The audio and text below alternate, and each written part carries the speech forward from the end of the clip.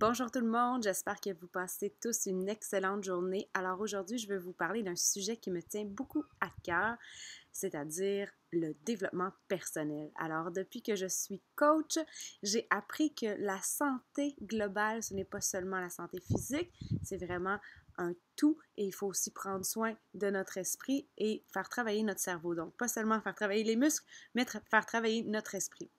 Donc, peut-être que vous vous dites, mon Dieu, mais quelle est la relation avec le fitness? En fait, je crois que lorsqu'on entreprend une démarche de remise en forme ou en fait une démarche de changement dans notre vie, ce qui est le plus difficile souvent, c'est de changer notre pensée, changer notre philosophie.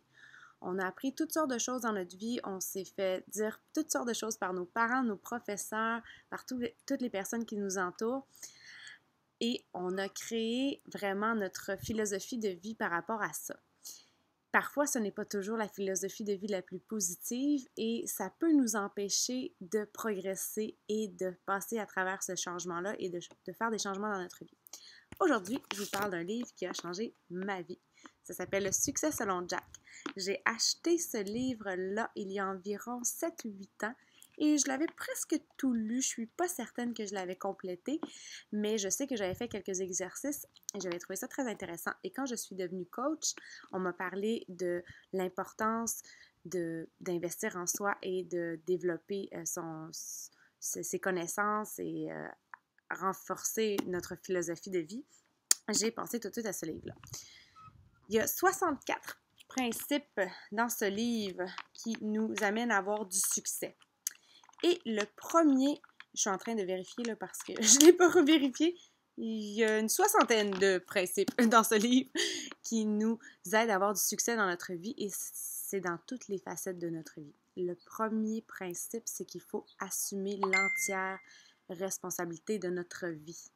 Donc, ça peut sembler très simple, mais ce n'est pas toujours simple à faire. Et si on n'assume pas l'entière responsabilité de notre vie, on ne peut pas passer aux autres principes. C'est vraiment quelque chose de fondamental. Donc, on peut passer notre vie à blâmer nos voisins, notre conjoint, nos parents, nos professeurs, le gouvernement, la température.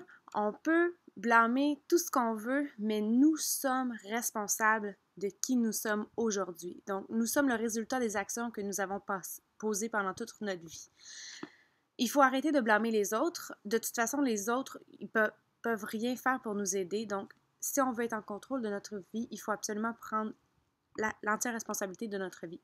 C'est la même chose avec votre transformation, avec le fitness ou n'importe quel changement que vous entreprenez. Tout est une question de priorité. Tout est une question de choix. Si vous décidez vraiment de changer, vous êtes responsable de prendre les décisions puis de poser les actions pour vous amener à réussir.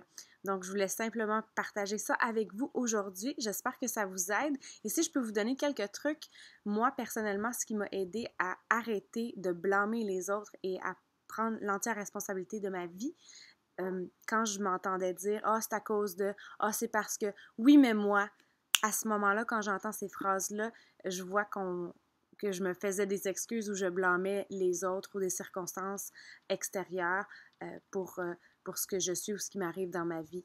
Donc, ce n'est pas ce qui nous arrive qui détermine qui l'on est, c'est ce que l'on fait et comment on réagit face à ces événements-là. Donc, je vous souhaite une excellente journée et je vous reparle bientôt. Ciao!